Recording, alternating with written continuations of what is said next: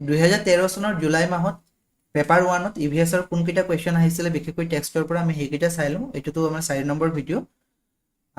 আই hope আপোনালোকে আগৰ ভিডিঅ'কেইটা চাইছে, কণ্টিনিউ চিৰিজটো চলাই আছোঁ, আপোনালোকে কানেক্ট হৈ থাকিব। প্ৰথম যিটো কুৱেশ্যন টেক্সটৰ পৰা সেইটো আহিছিলে, the name of the scientist who first peeped into a mosquito's stomach and proved that mosquitoes spread malaria. চাইণ্টিষ্টজনৰ নাম সুধিছে যিয়ে নেকি মেলেৰিয়া ৰোগ যে মহৰ পৰা বিয়পে তাৰ অনুসন্ধান প্ৰথমতে লাভ কৰিছিল আৰু পিছত নোবেল প্ৰাইজেৰে তেওঁক সন্মানিত কৰা হৈছিল 1902 চনত।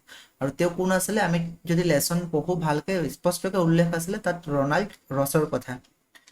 মই ইয়াত লগাইও দিছোঁ, ইয়াত চাব, এ scientist পিপ into a mosquito's stomach. বহুত সময় লাগিছিলে সেইটো উলিয়াবলৈ যে মহৰ পৰা বিয়পে বুলি। আপোনালোকে ভালদৰে পিডিএফৰ পৰা পঢ়ি ল'ব। ইয়াত মই এনেই লগাই দিছোঁ, এইটো পিডিএফৰ পৰা পঢ়িব পাৰে বা টেক্সটৰ পৰা পঢ়িব পাৰিব।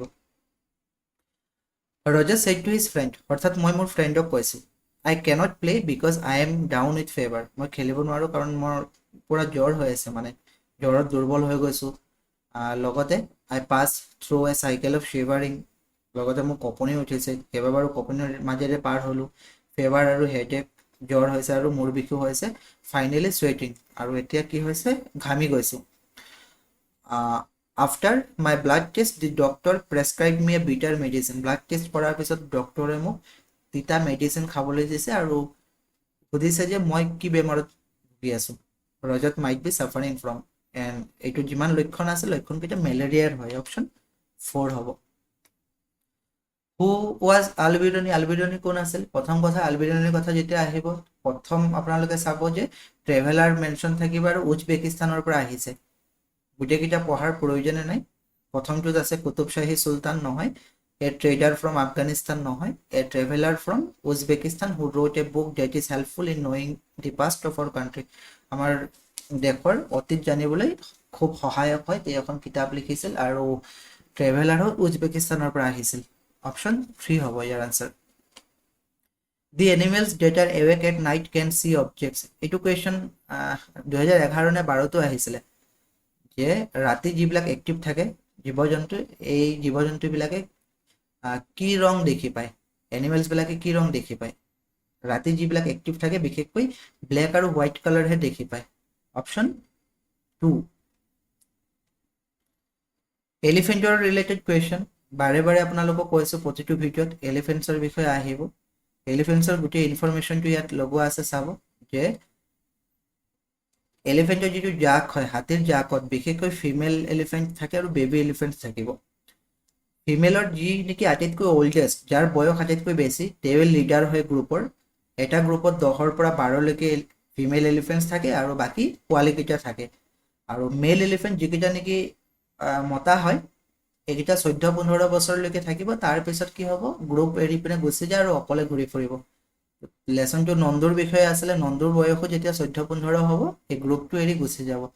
চ' আমাক কুৱেশ্যনটো সুধিছিলে, an elephant herd has mainly females and baby elephants up to 14 to 15 years old। So' সেইটোতো সঁচা যে ফিমেল থাকিব আৰু 14ৰ পৰা 15 বছৰলৈকে থাকে, সেইটো কাৰেক্ট হয়। An elephant herd comprises members of a particular family, এটা পাৰ্টিকুলাৰ ফেমিলিৰ পৰা মেম্বাৰ বুলি সেইটো ক'তো উল্লেখ নাই, কিন্তু ভুল হ'ব। আৰু বি যদি ভুল হয় তেতিয়াহ'লে আমি 3 এলিমিনেট কৰিব পাৰিম, একো পাৰিম।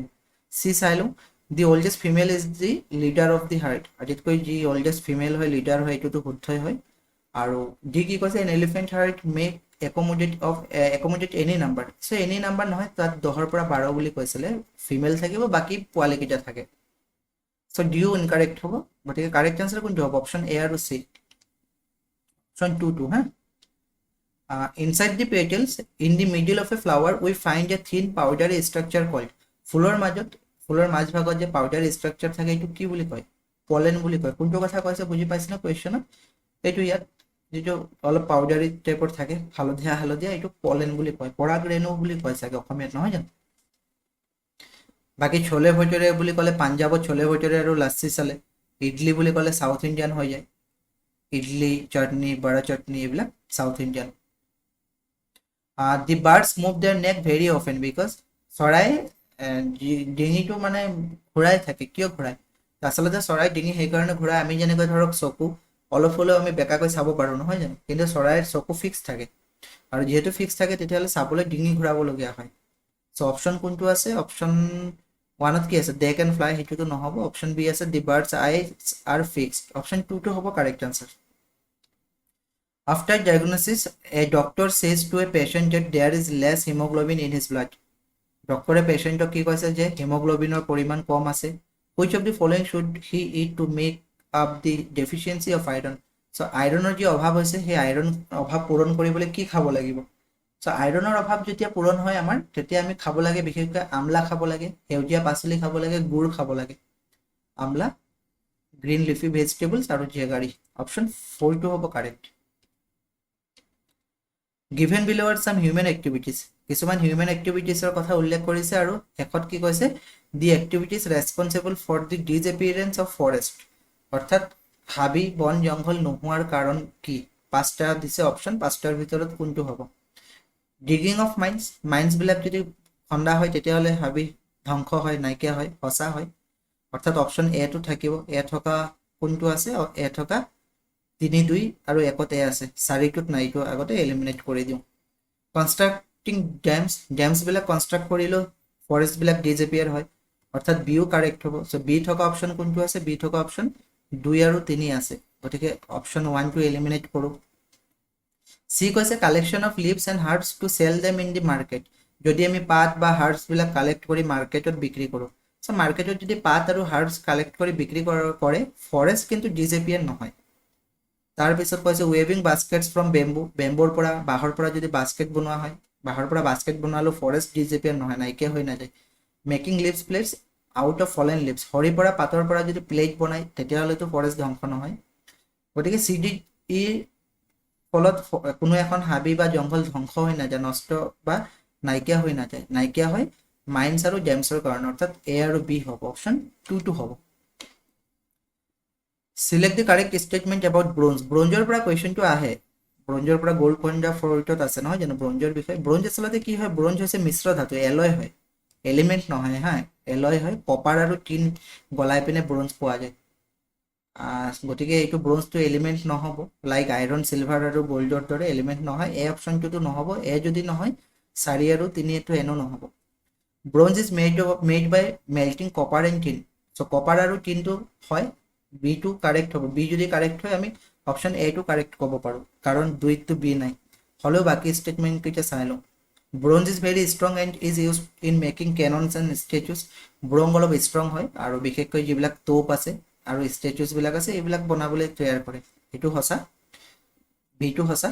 আৰু ইউটেনচিলছ মেড অফ ব্ৰঞ্জ আৰু লাইটাৰ, যিবিলাক বাচন বৰ্তন বনোৱা হয় বা সঁজুলিৰ কথাও ক'ব পাৰোঁ, লাইটাৰ নহয়, পাতল নহয়, ব্ৰঞ্জেৰে যদি বনোৱা হয় অলপ হেভি হয়, চ' ডিটো ইনকাৰেক্ট হ'ব। বি আৰু চি কাৰেক্ট হ'ব, অপশ্যন 1টো। আমি গোটেইকেইটা পঢ়াৰ প্ৰয়োজন নাই, আপোনালোকে মই যদিওবা পঢ়িছোঁ, আপোনালোকে এলিমিনেট যেতিয়া কৰিব, যদি গম পাই যায় যে কাৰেক্ট আনচাৰ কোনটো, সেইটো চিলেক্ট কৰি চাৰ্কল কৰিব আৰু মুভ কৰিব, পঢ়ি নাথাকিব। A person living in Gandhidham Gujarat wants to visit Bhopal Madhya Pradesh and then Hyderabad Andhra Pradesh, গান্ধীধামত বাস কৰে গুজৰাট, ভোপাল ভিজিট কৰিব বিচাৰিছে আৰু লগতে হায়দৰাবাদ যাব, তেতিয়াহ'লে কোনটো ডাইৰেকশ্যনত যাব।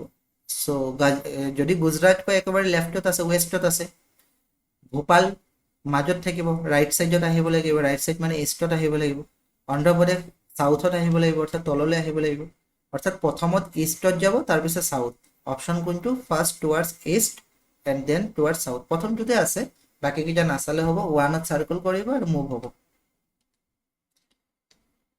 ইয়াত মেপটো দিয়া আছে চাব, গান্ধীধামৰ পৰা গুজৰাটৰ পৰা ভোপাল যাব ৰাইটত, আকৌ চাউথত আহিব, অৰ্থাৎ ইষ্ট আৰু south. On a city map it is mentioned, মেপৰ পৰা কুৱেশ্যন আহে, মেপৰ স্কেল আৰু ডিষ্টেঞ্চ সম্পৰ্কে এবাৰ চাই যাব হা। স্কেল 1 চেণ্টিমিটাৰত 110 মিটাৰ কৈছে, 1 চেণ্টিমিটাৰ ইজ 110 মিটাৰ, আৰু কোনো দুখন ঠাইৰ দূৰত্ব কিমান কৈছে, if the distance between two localities on the map is 15 centimetre. So' 15 centimetre হ'লে একচুৱেল ডিষ্টেঞ্চ কিমান হ'ব, 15 আৰু 110 মাল্টিপ্লাই কৰিব লাগিব, 15 আৰু 110 মাল্টিপ্লাই কৰিলে আমি কিমান পাম, 1650 চেণ্টিমিটাৰ পাম, চৰি চেণ্টিমিটাৰ নহয় মিটাৰ পাম। ত' 1650 মিটাৰ মানে কি 1.65 কিলোমিটাৰ, 1.65 আছে নে, অপশ্যন 4ত আছে 1.65 kilometre. Mount Everest is a part of, mount Everest কিহৰ পাৰ্ট বুলি কৈছে, কোনখন দেশৰ? India, Tibet, Nepal, Myanmar. এনে যদি আমি চাওঁ তেতিয়াহ'লে তিব্বত আৰু নেপাল হয়, কিন্তু NCERT মতে আমি আনচাৰ দিলে নেপাল হ'ব। মাউণ্ট এভাৰেষ্টৰ বিষয়ে উল্লেখ আছে তাত। মই ইয়াত লগাই দিছোঁ, আপোনালোকে PDF-ত চাই ল'ব হা। আৰু মাউণ্ট এভাৰেষ্টক নেপালক সাগৰ মাথা বুলি কোৱা হয়। সাগৰ মাথা এইখিনি চাব, বাসন্তী পালৰ যি কাহিনী ধুনীয়াকৈ উল্লেখ আছে, গোটেইখিনি চাই যাব। বাসন্তী পালৰ বিষয়েও আহে কিন্তু। ষ্টাডি দি ফলোইং ডিউটিজ আৰু ৰেছপনচিবিলিটিজ। ইয়াত ডিউটিজ আৰু ৰেছপনচিবিলিটিজৰ কথা কৈছে, আৰু কিহৰ আচলতে তলত চাওক, which of the following are the responsibilities of a group leader in mountaineering.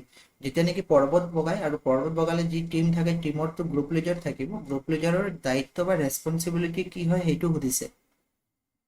প্ৰথম কৈছে help others in carrying their bags, বেগছবিলাক কেৰি কৰিবলৈ বেলেগক হেল্প কৰিব, সেইটোতো দায়িত্ব হ'বই লিডাৰৰ।